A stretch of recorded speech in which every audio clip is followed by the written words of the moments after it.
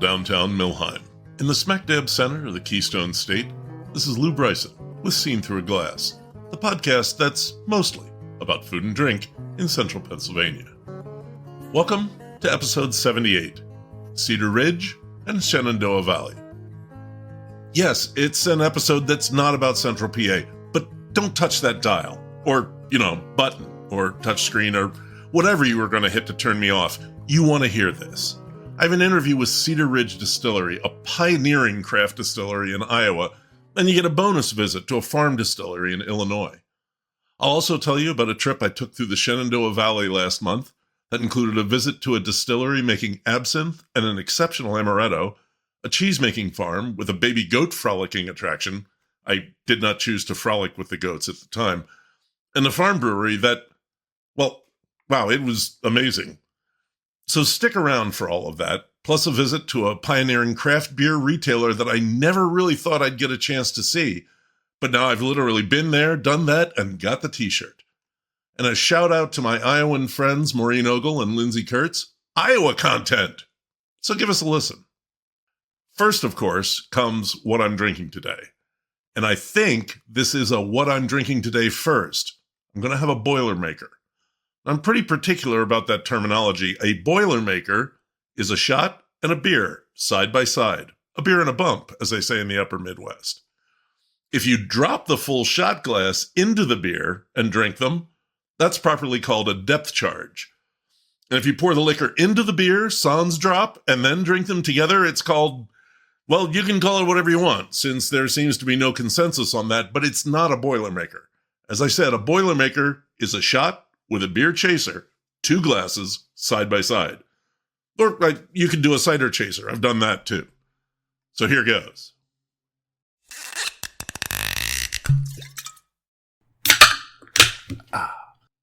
What I'm drinking today is a Cedar Ridge, the Quintessential single malt shot with a Wheatland Springs Brewing Depart as a chaser, for reasons that will become clear as we go along.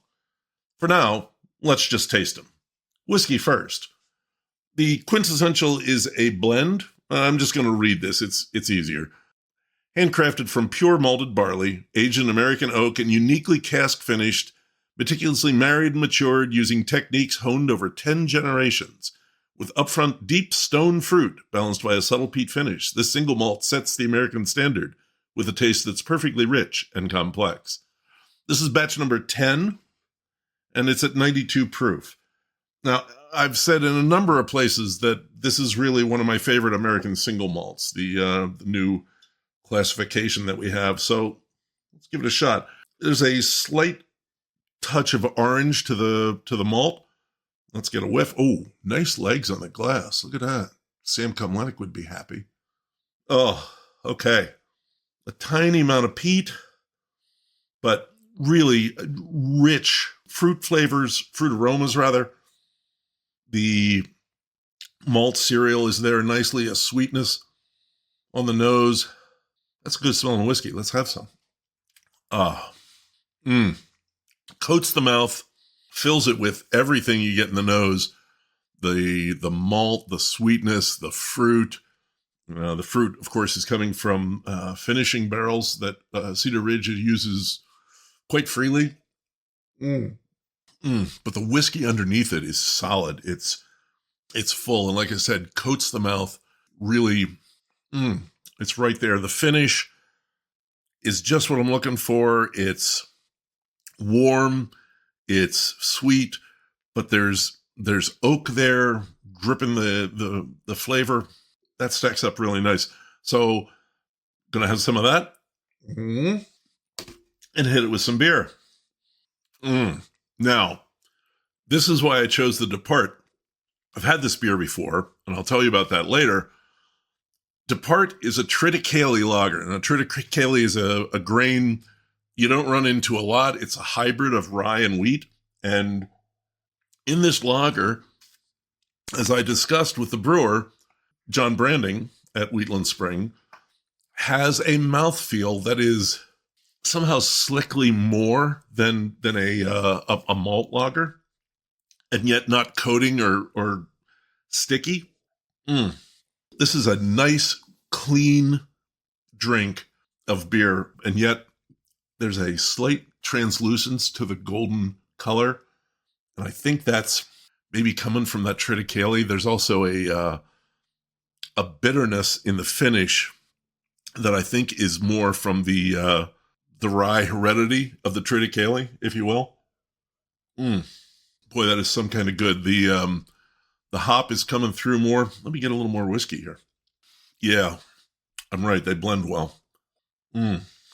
Yeah, so you see, a Boilermaker gives you that of the whiskey and then the of the beer. It's just a nice combo. You get that right together, and the depth charge, I'm sorry, it's just a crude way to drink. It's a show off. It's a gimmick. It's a stunt. The Boilermaker, and of course, you can slam the shot and pound the beer if you want, but if you sip and sip and sip and sip and sip and sip, really gives you a nice sensation. I am a big fan of the Boilermaker. I find this combination thrilling. And of course, you get your smack dab in the center, sponsored by the Happy Valley Adventure Bureau. Back in episode 17, I took you to Phillipsburg. If you haven't listened to that episode, well, you oughta. What's out there on the western edge of Center County? Plenty.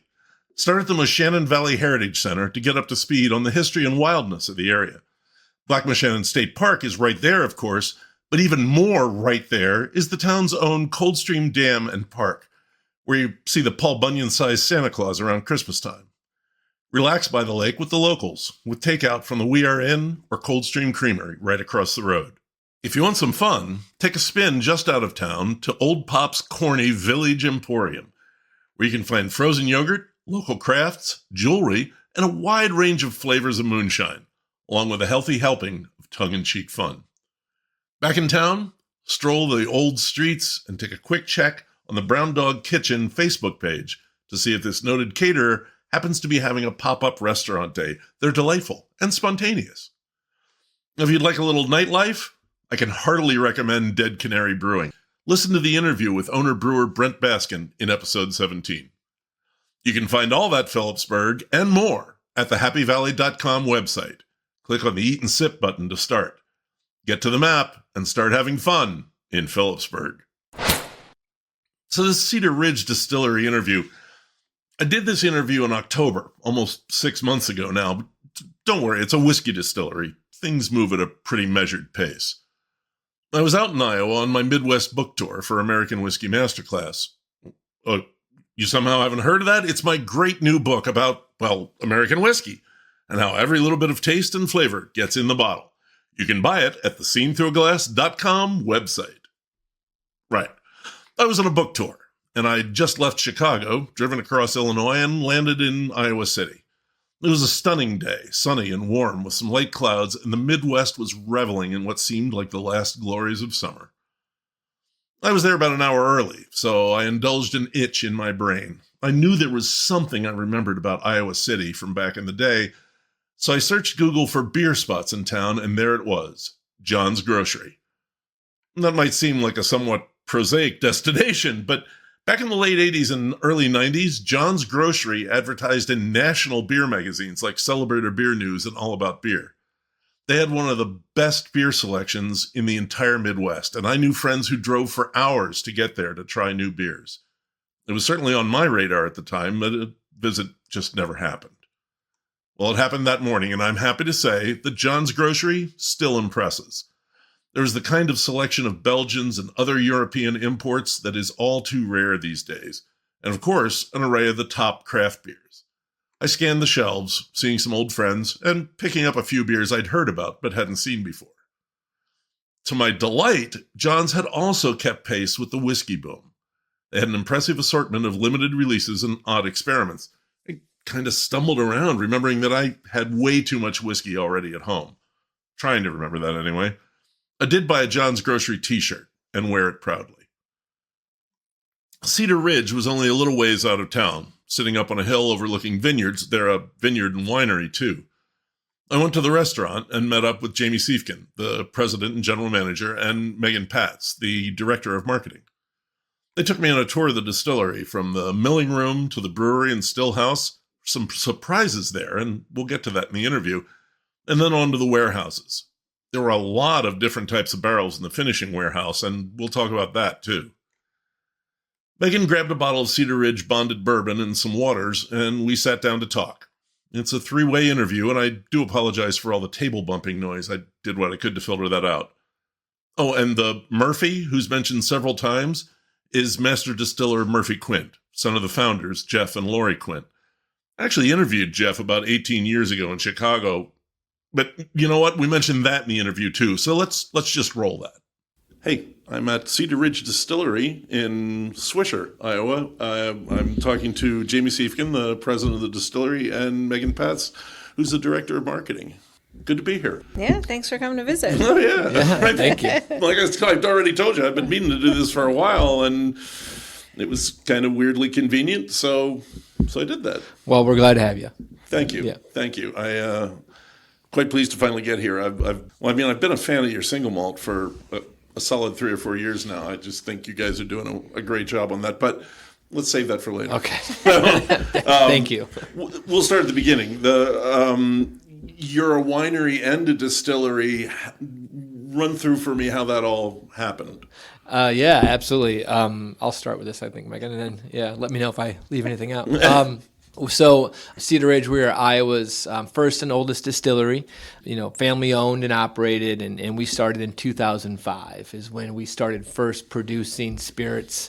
And then, as you said, Lou, we actually started producing wine in 2005 as well. Mm-hmm. So the owners, they bought the property. And you actually have a winery. So we have an outstanding winery. Yeah, absolutely. So the owners, they bought the land in 2003 and started planting grapevine. So the whole idea of Cedar Ridge started with vines and wine, right? That was what we were going to do to start. We added a still in 2005 to kind of differentiate us from all the other Iowa wineries. But yeah, we produce. Is there a traditional wine in Iowa? So I would say all the wineries that started in those early 2000s, because there was about, I think the peak was a little over 100, like maybe 105, somewhere there, like right around 100.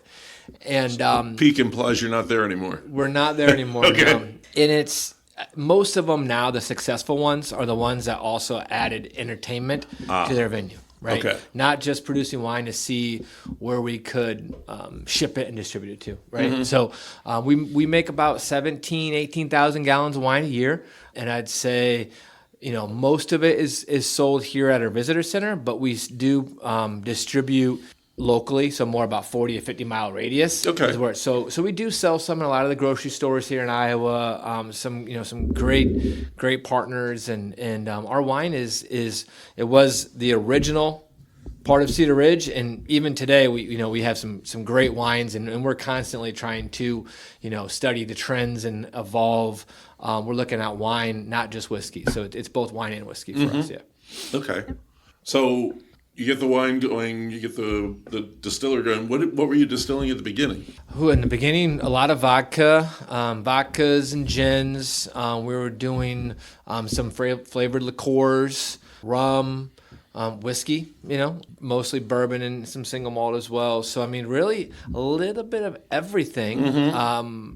Most of the volume probably came from vodka. We actually had a little bit of a local brand called Clearheart Vodka.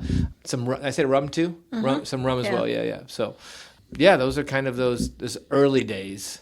Just trying to figure out what was working. Yeah. Trying to put products out in the market and get a test of what people enjoyed, and also how to produce it in efficient in a quality way. Uh-huh. Mm-hmm. I remember talking to, I actually mentioned this to you earlier. I remember talking to Jeff Quint early on, and him saying something about thinking that Iowa being known for corn really ought to be a bourbon here, and that just sounded like such an obvious but brilliant idea. Yeah, I think part of our mission, I shouldn't say I think, it's our mission is to make Iowa known for exceptional whiskey, right? And it did start back in those days with corn. Corn's number one grain used in the world when it comes to distilled spirits, and when it comes to bourbon, corn is king. So, in 2005 or prior to that, The state of Iowa was selling over $300 million on an annual basis in liquor sales in the state of Iowa, and 100% of that was imported into the state, right? Because there was no distilleries. Sure. Yeah. So, however, Iowa is the leading corn producing state in the country, right? So, yeah, it was, Jeff's background is, financial. So for him, it was very black and white. It wasn't gray when it came to corn. So that was kind of how we got started, especially on the our distillery side of things. Yeah, I mean, that's what you're going to go with, right? Your strength. It's what we know as Iowans. Yeah. It's what we do. Yeah, you're the best-selling bourbon in Iowa. I mean, that's flat out. We're not talking about like the best-selling craft bourbon. You're the number one bourbon. Yeah, we are the number one selling bourbon in the 750 category in Iowa. So we outsell everyone else. That's actually kind of incredible. Yeah. To be honest. You go to 49 other states and you have a legacy brand on top. Yeah. And in Iowa, it is Cedar Ridge. And we've been doing it now for 6 years in a row. Oh, okay. So that's not a recent thing. Nope. That's, wow. Sorry, but that's really impressive. It is one of those things that I think takes a lot of people by surprise. Yeah. Well, I mean, as director of marketing, I guess congratulations. I mean, obviously part of the team, but part of it. But yeah.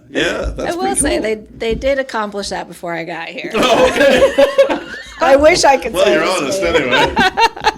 But what is the distribution area? Where do you sell? Oh, just in general, outside of Iowa? Yeah. We're about 33, 34 states right now. I'd say we're active. When I say active, it's working with closely with the distributor team, visiting the markets. Megan and her team are running advertising and so probably active, like I said, like 12 or 15 states. Okay. But I think you can definitely find our products in close to 30 to 35 states. Okay. And is that mostly going to be the bourbon and the single malt, or? So it's mostly going to be our core. So we have a core 3 products, which is we call it our original 86 bourbon. So that's the one that's best selling here in Iowa. We have our barrel proof bourbon. So that's 116 proof, a little bit older. And then we have our core American Single Malt, which is our Quintessential Solera edition. And those are going to be the 3 that you find in most, if not all, markets, with some of the other products kind of filtering in. Okay.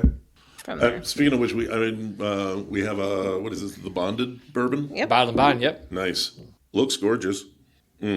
So yeah, this is going to be, a little over 4 years old, 100 proof.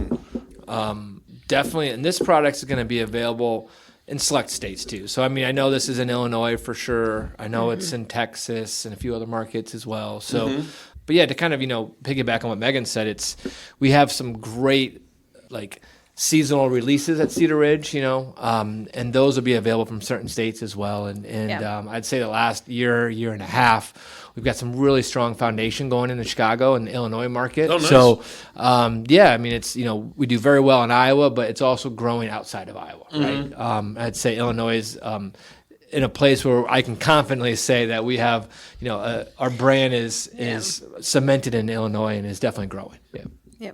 Yep. Solid market. It is not a regional market; it is a national market. That's for sure. Yeah. That's got a really nice core of red hot candy, the kind of sweet cinnamon, but a little bit of heat to it. That's nice. I've heard red hot a few times. Yeah. Yeah. Mm-hmm. Yeah. Okay. So we just walked through the distillery, and I know I had a couple of surprises. And I'll just run through them real quick. You're making bourbon on pot stills, which is not unheard of, but you use a mash filter, which is not common. And because you're using that mash filter, you're not distilling on grain. So that's really different. Why are you doing it that way? That's a great question. We've always done it that way, Lou, and it's we're looking for a very clean and approachable whiskey that is, easy sipping. And we think we've accomplished that with our bourbon dating back to, we first released our original 86 bourbon on July 1st, 2010. And so we had a great following, and, this is the way that we produced it because we felt like it was a high quality product. And some of the stuff that you saw today, those are going to be changes or upgrades that we made in 2021 for us to really expand our aging and to grow not just inventory for the purpose of hitting more states or being available in more states, but also to grow our age, right? So, because obviously, the big thing in whiskey distilleries is, what we distill today, we're not going to sell for, 5-6 years down the road, right? So there's a lot of forecasting that goes on for sure. Yeah. So we believe the quality of whiskey is what, is a huge benefit of how we make our products. Yeah, I mean, everybody talks about how much effect the barrel has on the whiskey, but if you don't do it right on that first day, the barrel's not going to help it. That's true. That is very correct. true. Yeah. And I would say that part of what, especially in our actual still house, you've seen how big that room is. It's not very big. No. For as much whiskey goes in and out of that, our equipment is basically to be as efficient as possible. So as soon as something goes in, it needs to go out. And that's really how we've done the different upgrades, is to just efficiency and get it in and out. Well, and as you mentioned when we were walking through there, the mash filter gives you a whole other level of efficiency, getting the most out of the most out of the mash. Exactly. Is there anything similar in how you're aging the whiskey? And when I say similar, I mean different. Similar in being that different with how you do it, or is this just put the whiskey in the barrel, put it in a warehouse? So kind of going back to making that clean and approachable whiskey, all of our barrel sheds, our rick houses are non-temperature control. And so, again, that's something that is common. It's not, it's not something that's extremely uncommon. But, Iowa is known for its consistent, inconsistent weather patterns, right? It's always changing, especially in the spring and the fall here in Iowa.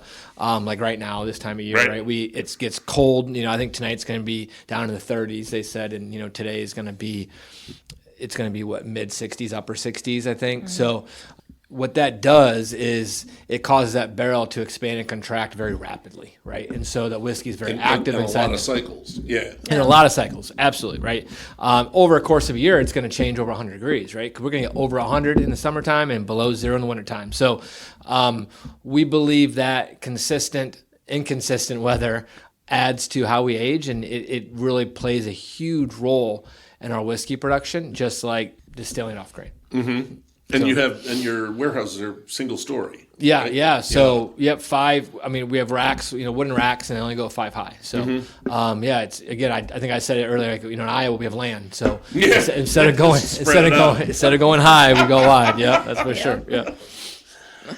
We also saw, and I mean, before we even get into the whole single malt thing, I'm kind of putting the cart before the horse here. The finished barrels. I saw sherry barrels. I saw pear brandy barrels. A lot of different wine barrels, Madeira and port. Madeira and port. I mean, we will have Moscatel and Tokai from internationally, as well as then we'll have barrels from our own winery. So we have our Marquette grapes. We'll have some St. Croix and St. Croix, which are more on the rosé side sometimes, or on the red wine side. It's kind of across the board for what we put it in. And one of the things that we say often here is that we're very much whiskey rooted in wine because of how we started, how closely tied those two different areas of our business are tied together. We use a lot of our wine specific knowledge in how we finish our whiskey, how we blend our whiskey when it comes to the American Single Malt, or even our batches when it comes to like our port cast finished bourbon. A lot of that is estate port wine barrels. And we'll use that knowledge across the board. Mm-hmm. A lot of our labels they have vintages on our labels, right? Oh. It just kind of goes into that whole thing as well. So, and you're finishing the other whiskeys as well as the single malt, right? Yep, absolutely. So we've got port cast finished bourbon, port cast finished rye. Actually, our anniversary edition bourbon was a very special one-of-a-kind blend, which we took inspiration from our American Single Malt special releases, and it featured Tokai finished second New American Oak, Amontillado Sherry, and Ruby Port. So, and that was all then, yes. Sorry, very you much completely have my blended together. attention. Yes, you would not imagine that all of that can That's go a together. lot of stuff banging together. I know. But one thing that Murphy does fantastically is, while it may seem like a lot on the label, how it actually comes together in the blend is so well balanced that you get that natural beginning taste, the mid taste, as well as a finish, and it all makes sense together. Yeah, he's just not taking a full barrel of each of those and Right. harvesting them and Yeah, putting them he's together. actually layering them together. Yeah, just because you see 4 finishing barrels doesn't mean it's 25% of everything. Yes, Correct. Yeah. exactly. Yeah. Okay. Yeah, and Murphy's definitely an artist, and his specialty is the blending side of whiskey, for Absolutely. Yeah. I remember back when I was working with Whiskey Advocate, actually it would have been Malt Advocate that far back. I interviewed Jeff Quinn really early on as part of a craft distilling roundtable. This was probably late in the 2000s, after he'd been distilling, but before maybe the first release. And he was there, Robert Bernecker from Koval. I forget, there were some other people there from Chicago, but it was very much the first class of distillers in the Midwest. What was it? And I know you weren't there exactly, but what was it like doing craft distilling in the Midwest back then? I know what it was like on the East Coast. What was it like out here? Yeah, so I mean, I've been with the company for about 15 years. I started right after we opened up our doors out here in Swisher, right? So, and Cedar Ridge got started in 2005. So those first few years, I think we touched a little bit on it earlier, right? It was offsite. And there was a lot of trial and error. You said, right? Yeah, it was basically in the back of a local liquor store. Kind of, we joke around about being like a garage distillery a little bit, but it was, it wasn't a garage, but it was, It was pretty close. Yeah. But I'd say back then it was, Iowa's dominated by, we're a beer state. We're dominated by beer consumption here in the state of Iowa, and mostly Busch Light. Oh, and okay. so it's a state that, and that's how it's kind of been and still is today. But, what was great about that time and just the timing of Cedar Ridge's wine and spirits coming to market was this huge drink local movement, right? That people were doing, and Iowans are very, very proud of being from Iowa, right? So it's just one of those states that has pride. If I'm traveling, I see people from the state of Iowa, it's like we're, anyone talk to anyone, right? It's not like all the East of a sudden Coast. your neighbors, It's not like the East Coast where you just keep your head down and keep walking, right? It's a little bit different. But so I mean, there was a huge local movement going on. We had a great visitor center, still do, but I mean back then as people were coming out, and the whole point of Cedar Ridge at those days was to get people out here to Swisher to come in, and whether it was to have a pizza or an appetizer, listen to music.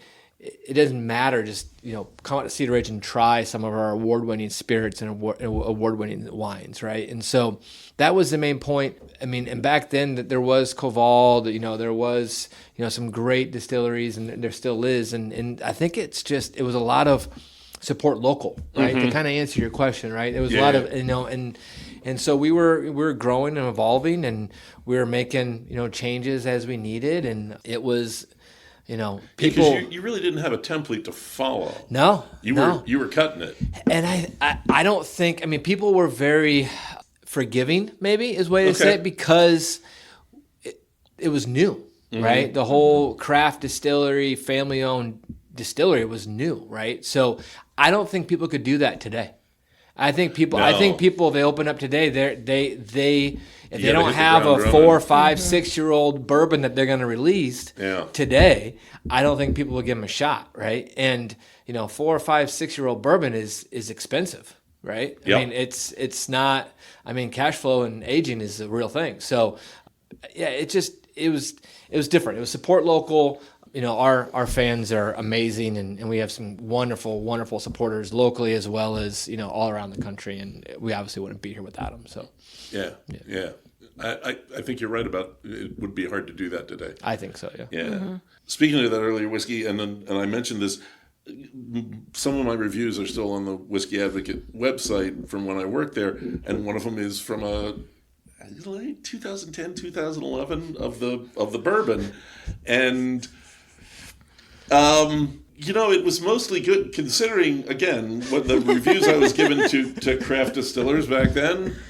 It actually came through okay. Anything over an 80 is a win. And it was an 82. So, okay, I should go back and read it. Yeah, no, don't do it. At least not until I leave. Yeah. But I mean, clearly things have improved. They always do. Yeah. It's older. You know more what you're doing. You probably, I don't know, maybe you have better suppliers for corn, or I don't know, maybe they're the same. But things change. So what kind of changes happened? What is going to be changing with the bourbon going forward? You want me to take that? Sure. Yeah. Okay.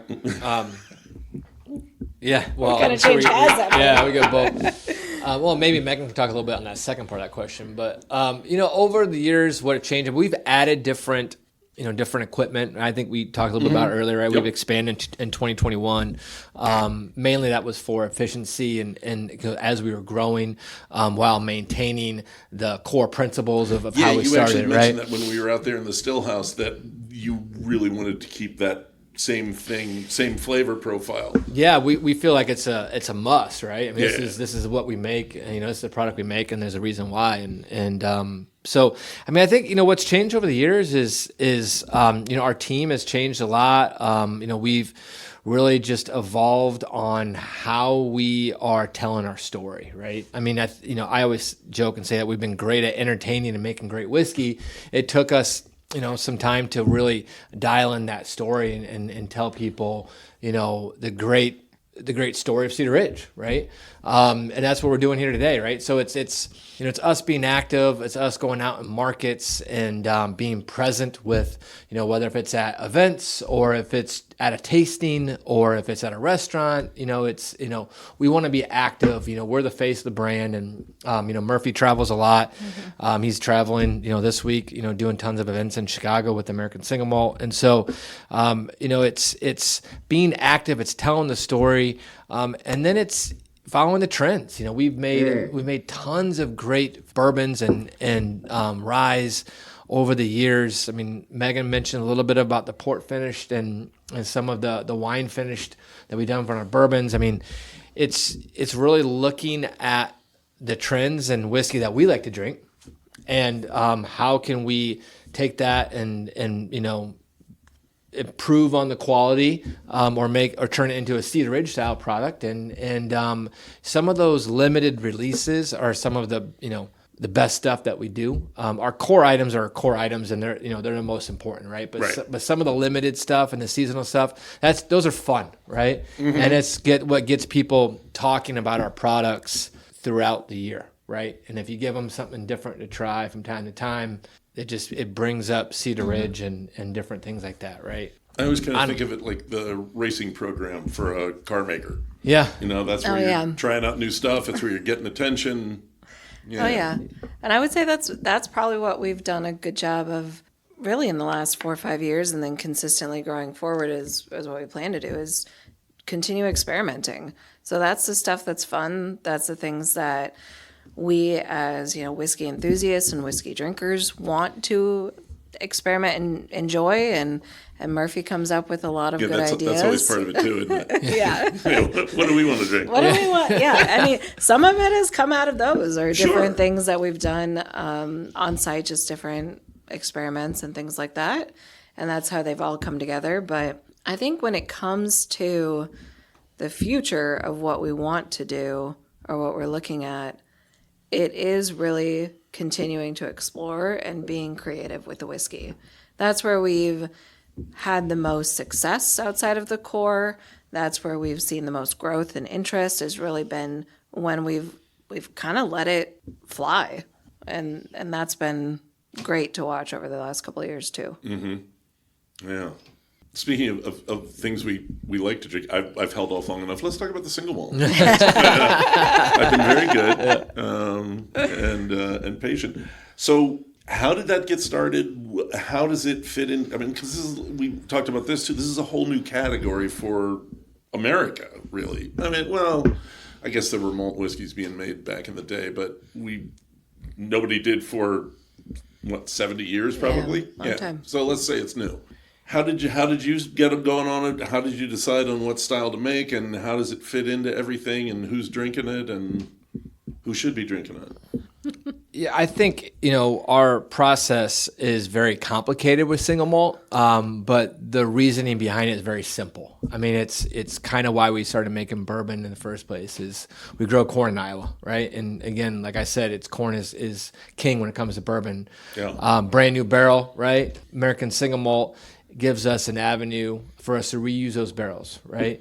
They've been doing that in Scotland for centuries, right? So it just makes sense for us to research and do some R&D when it comes to single malt is how this all kind of started, right? And over the years, we've done a lot of different styles of single malts. Like when we were back when we first started releasing single malts, I remember the first couple of years, it was every time we bottled it, which was maybe every other month, it was a different single malt. Oh. It was like a different style. Mm-hmm. This one was finished in, cherry wood, or we have this chocolate malt that people go crazy about. People go crazy about that, yeah. Oh, yeah. Chocolate malt finished in port. Yeah. Biscuit malt is Biscuit one. malt. Yeah, we did some, worked with some local craft breweries and did some single malt aged and finished in some craft beer barrels. Okay. I mean, the list goes on. And that was kind of how single malt birthed for Cedar Ridge, right? And then we said, we wanted a consistent one because every time you release it, it's hard to build a brand. And, right. But again, these are all being sold out of our distillery or very, very local, right? Like within basically Cedar Rapids and Iowa City, right? Okay. And then we were like, well, we need a consistent single malt. But we also like doing all this fun stuff, right? With all these finishing casks.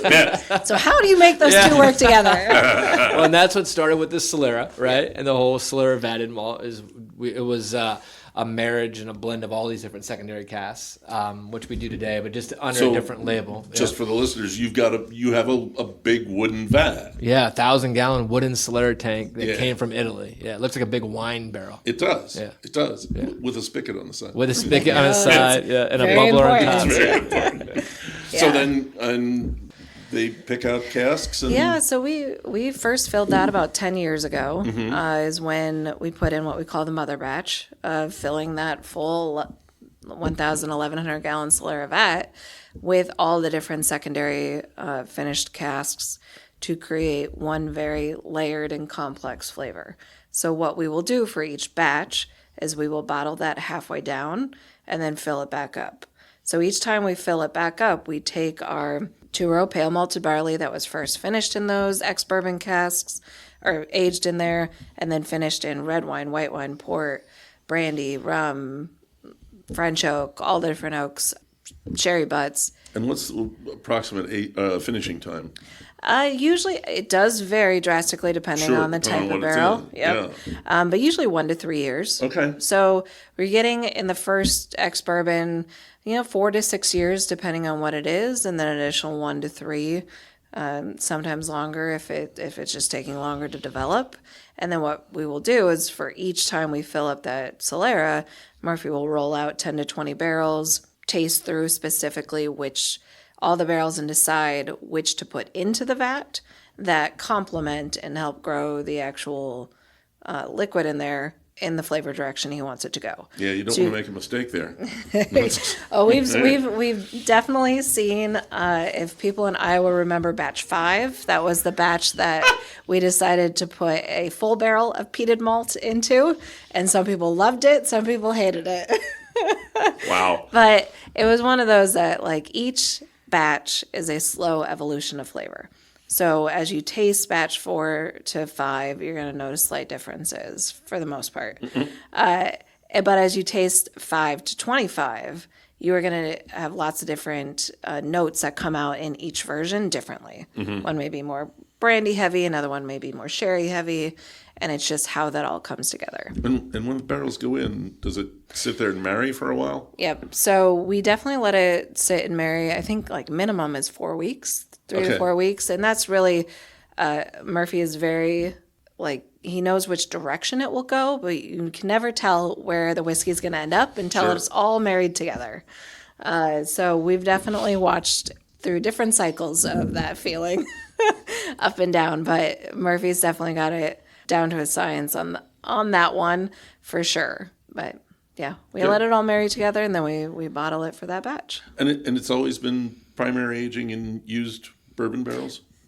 Yeah. Yeah. We've been primary aging for that. We have a handful, I mean, like, what, less than 5%? Well, less than 5 that goes into New American Oak. Okay.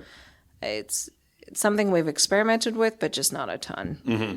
Our base is really getting those finishing casks, the secondary ones, and really what we think the ex-bourbon does is allows that to still remain fairly delicate in flavor with the ex-bourbon, so that way the finishing casks have a bigger impact. And the initial spirit has an impact. I don't want to see that going away. Exactly. Yep.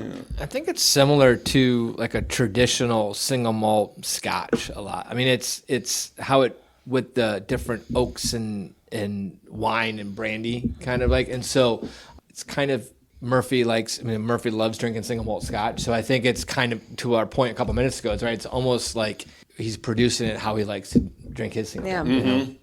It's a big part of it. Yeah. But I would say the way that we kind of make it unique in ours is those, like the varying blends, the way that it's come together. Because you'll see a Solera every once in a while, of course, in a traditional Scotch. But the single malts, which are 4 or 5 different casks all blended together into one very specific blend in such a bold cask strength flavor, is harder to find. So I would say how that's being approached from that side is pretty modern.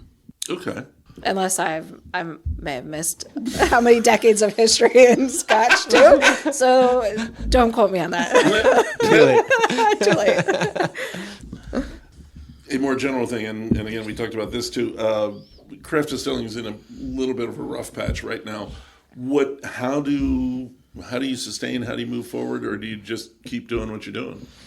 I mean, we could probably both answer this one, but I mean, honestly, like, you know, we have a very solid foundation in Iowa. We do very well in Iowa. We have some great fans, and you know, there's still opportunity for us to continue to grow with Iowa. And so, you know, we'll focus on our home market, and you know, and we have a few markets outside of Iowa that have really been doing well the last couple of years. So for us, it's not about trying to grow or limit expectations. It's about just not taking any crazy risk, right? It's like, hey, you know, we're seeing growth and potential in these, you know, 4 or 5 markets or 10 markets, you know, whatever the team decides that we can, you know, add data to it, right? And we'll just zero in and focus on those markets while we wait for things to cycle, right? And it's so, I mean, you know, we're putting up a building right now. You know, it's, you know, we're still in construction. You know, we're laying down barrels every month. We have a pretty strong hold on Cedar Ridge and how we're, you know, operating day to day.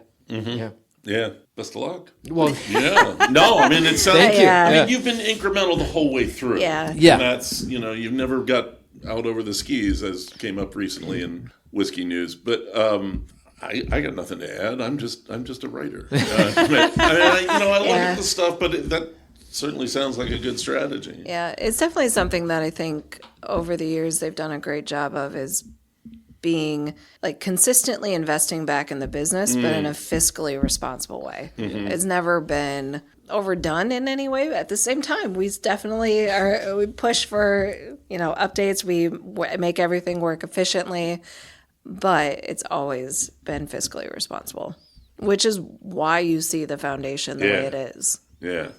Just to wind up, I do have some listeners in the Chicago area, but most of my people are on the East Coast.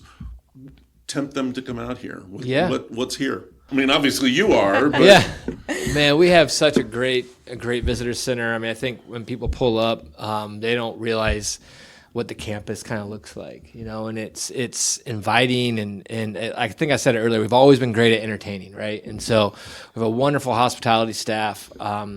with a great kitchen where we have some amazing food. We do live music, great cocktails. And so, most importantly, for listeners, we do tours on the weekends, right? So it's like very reasonable, very personal. I mean, people in Iowa are very friendly and easy to get along with. And I would say come out, especially May through October. January and February we're open, but let's be real. Recommend it. Not the best time out here. Have some blizzards. Sometimes it gets below 20. Wouldn't recommend. But some people like that. Some people love that. Yeah. But yeah, otherwise I would say even if you're in the Illinois area or you're coming into from the East Coast, we're 3 hours away from Chicago. Yeah, it wasn't that long a drive. No, I was going to say it's not that long of a drive. It is definitely a great day trip overnight. If you're coming in for a Hawkeye game or anything like that, begrudgingly, I'll say Iowa State as well. If you're coming in for any of that. But, it's a great place to visit and spend some time. Okay. Yeah. And you can always find us at cedarridgedistillery.com. Yes. Yeah, there you go. Yeah. Guys, thank you. Thank you. I appreciate this, and it's been a great visit. Yeah, we appreciate you coming out and seeing us. So. Sure. Yeah. Sure. Thank you. Yeah, safe travels. Thanks. So that happened, as I said, way back in early October. I don't think I've told you about another distillery visit I did only 2 days later to Whiskey Acres outside DeKalb, Illinois. And that's a shame because it was a great visit, and it actually ties into what I'm going to tell you about one place I stopped in the Shenandoah Valley. Whiskey Acres is run by the Walter family, and it's called Whiskey Acres because Jamie Walter opened the distillery on his family's fifth-generation farm. They grow the grain that goes in the whiskey, including an expanding array of heirloom strains of corn and new crossbred strains they're developing themselves in the old tried-and-true Mendelian way. And when I say they grow the grain, I mean I got there during harvest and had to drive out to the fields to see Jamie. We had a field lunch with the crew, combine drivers, truck drivers, mechanics, and then Jamie invited me up in the cab of the combine with him, and we harvested corn. Well, he did. Or John Deere did. Let me explain. Frankly, it was amazing. The combine is fully automated, guided by a constellation of Starlink satellites that John Deere uses to run their combines. Once Jamie got the machine aimed down the field, he literally took his hands off the controls, and the combine drove itself on satellite tracking inputs. A quick sidebar. Have you ever thought about why these giant machines roaring their way across the prairies, turning fields into foodstuffs, are called combines? It's because they combine the work of three formerly separate machines, a harvester, a thresher, and a winnower. One machine, and it takes whole stalks of corn in and spits out shelled grain, which Jamie's John Deere did into a capacious truck that drove slowly alongside as we kept mowing down the giant grass, coordinated by radio. Okay, back to the action. There was a console in the cab of the combine, which was air-conditioned and somewhat soundproofed, that showed the satellite connectivity, the yield per square meter in the field as we drove along, the moisture in the soil. It was incredible. Jamie has all that and pays the substantial fee to use the satellites and data feed because he's a very data-driven farmer and distiller. He needs to know what his yields are and where in the field they come from so he knows where best to plant which strains of corn. He also wants to know if he'd be making more money covering the ground with solar panels. And with a huge data center less than a mile away, that's a consideration. He's so data-driven that he saw the current slowdown in whiskey coming 3 years ago and adjusted his production accordingly. That's impressive. And all that means nothing, but what about the whiskey? Well, those strains definitely make a difference. We went into the round warehouse, converted from a grain silo, definitely in the running for the most distinct warehouse I've ever been in, and tasted quite a few different barrels. Some were sweeter, some more robust, some even a bit floral. I was fascinated. It was, as I said, a great visit, and I appreciate the time they shared with me. I also appreciate the box of books they bought for their gift shop, which I later learned from friends from Chicago had sold out in a little over a week. Thank you, thank you. Now, how does that tie into my Shenandoah visits? I'll bet some of you have already guessed. Just last month, the week after I went to Kane, I was down in Virginia for a spirits competition, the First Landing Cup. I had judged with them last year, their first year, and went back this time with the understanding that I'd be judging whiskey this year, because last year my table judged everything but whiskey, and we were not overjoyed about this. This year, the wonderful and redoubtable Tracy Franklin ran our table, and we judged whiskeys almost all day. There were some excellent whiskeys, eventually. The first few rounds were kind of average, to be honest, but then we got a round of single-barrel whiskeys that were almost all gold medal material. Near the end of the day, we did get a pickle-flavored vodka with chipotle oil, which sounded scary and looked bizarre, but was actually impressive and delicious. Overall, it was a very good day, hanging with colleagues and friends who I don't get to see nearly often enough. The next morning, I got up early and headed north. I stopped and had a solid diner breakfast with grits and gassed up at a brand new Sheetz that was making its mark by selling gas for 60 cents a gallon less than the locals. It was good to be a Pennsylvanian. On up into the Shenandoah Valley then, and I stopped in Middleburg, Virginia, to visit Mount Defiance Distillery. I wanted to stop here because last year we'd judged an amaretto from them that tasted nothing like any amaretto I'd ever had, nor had any judge at my table had one like it. It was so unlike what we knew as amaretto that we called the steward and asked him to please check to make sure we got the right spirit. The bottle says amaretto, he told us after he'd checked, and we judged it somewhat harshly, even though it tasted good. And that's the first rule of booze competitions. If it doesn't meet the category guidelines, doesn't matter how good it tastes, it's not right. I don't make these rules, I just judge by them. But still, it didn't sit right. And after a year, it still bugged me. So when I saw that my route home took me near there, I felt like I owed them a visit. And I learned. Mount Defiance makes their amaretto the original, authentic way. Not with almonds or almond syrup or almond essence, but with apricot kernels. They add some almonds and Ceylonese cinnamon, cherries, and apricot fruit. The result is a densely layered liqueur, fruity, nutty, just a bit herbal.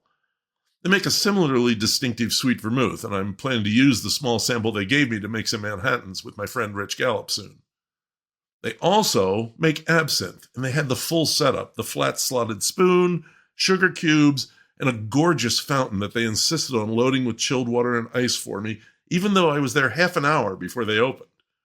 We stood and watched the slow drip, the dissolving sugar cube, and the formation of the louche, and as I sipped the excellent cup, I realized that Mount Defiance took their shit very, very seriously indeed.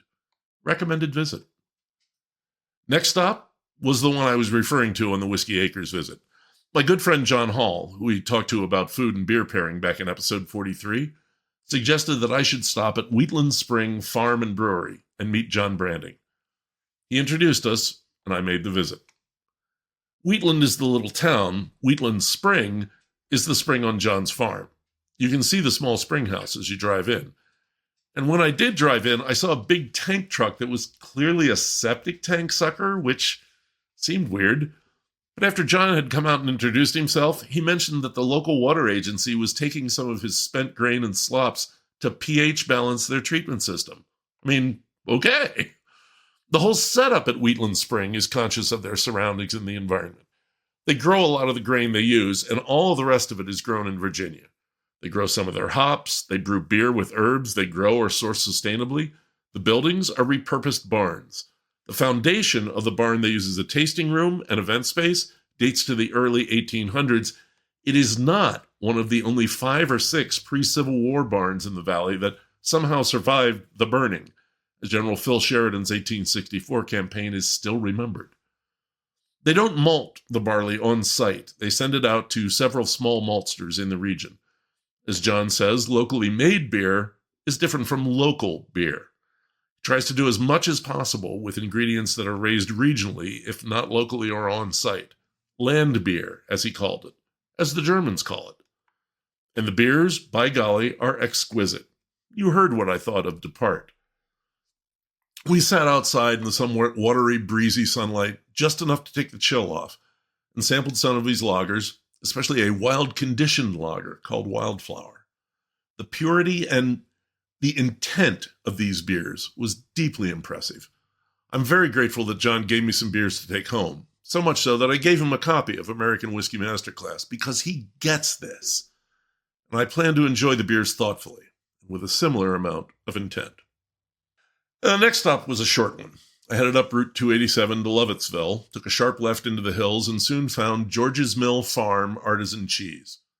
Well, I found a bunch of happy people in a small paddock playing with equally happy little baby goats. How did I resist, dear friends? Cheese. The small cheese shed was right there, and in I went. I got a packet of Chèvre, which I've since enjoyed, clean and mild, just a bit sharp, and a small slice of their Grey Ghost, an Alpine-style cheese I haven't gotten to yet. I have to admit that our fridge is nigh onto stuffed with cheese and cured meats after a visit to Philly last week. I also got some Hakure turnips, which I put in a bean dish a few days ago, and they were great too. My last stop took me out of Virginia and into Maryland. Cushwa Brewing is just southwest of Hagerstown, right across the Potomac and I-81 from West Virginia, and within sniffing distance of the PA border. I wanted to stop at Cushwa because I'd enjoyed their beers elsewhere, notably at Boxer's Cafe in Huntingdon, and I wanted to check things out. I also needed lunch, and I heard that their space mate, Rad Pies, made some rad pies indeed. Cushwa is a big airy space, very old-school brew pub. The bartender was pretty breezy too, and soon had me a glass of their Kush IPA, the beer that put them on the map with a zippy blend of Simcoe and Mosaic hops. Delicious IPA, and I soon had my pie to go with it. I got the Riccaroni, with 2 different kinds of pepperoni, shaved jalapenos and hot honey, and big soft blossoms of whipped ricotta. And I added pineapple, because the menu dared me to. I got one more beer, a Wishing Chair dry stout, and that was right on key. Soothed the burn of the peppery pizza, too. I was at peace with the world. After I polished it all off, I hit the road, back to Kathy, the Corgis, and the smack dab center of the Keystone State. What's coming up? Nothing I can think of, just local stuff. This weekend is Easter, of course, but it's also opening day, and that means Fishmas parties on Penns Creek. Good times with the Valley folks. After that, I'll be doing some fast research for the next 2 episodes, because we're taking a week off in April to go down to North Carolina. We're going back to Ashe County to hear a lot of good music, drink some cider and beer, barbecue some good eats, and hang out with Kathy's brother Carl and his wife Joan. And then we'll be into May, which is allergy season for me. So I may focus on something other than food and drink that month, which is okay because Nora had an idea that might just work out for that. 2 ideas, come to think of it, and one of them has my historian juices flowing. Fun stuff coming. That's the show. Thanks to Jamie Siefert and Megan Patz at Cedar Ridge Distillery for the interview, and to John Branding for showing me around Wheatland Spring. As always, you can find pictures for this episode on Instagram at Stag Podcast and on Facebook at Seen Through a Glass. If you're listening to the show on the radio at WSOV, there are over 70 more episodes to enjoy at Spotify, Apple Podcasts, Podbean, any of the major podcast sources. Iowa is the top corn-producing state. In fact, if Iowa were a country, it would rank 4th in corn production after the U.S., China, and Brazil. Those 2 were kind of surprising. China? Corn? But I was also surprised to learn that the second biggest corn-producing state was Illinois. I guess I should have known that after my visit to Whiskey Acres. Iowa corn growers claim that it's the best spot on earth for growing corn, with a long growing season, deep, rich soil, and consistent rainfall.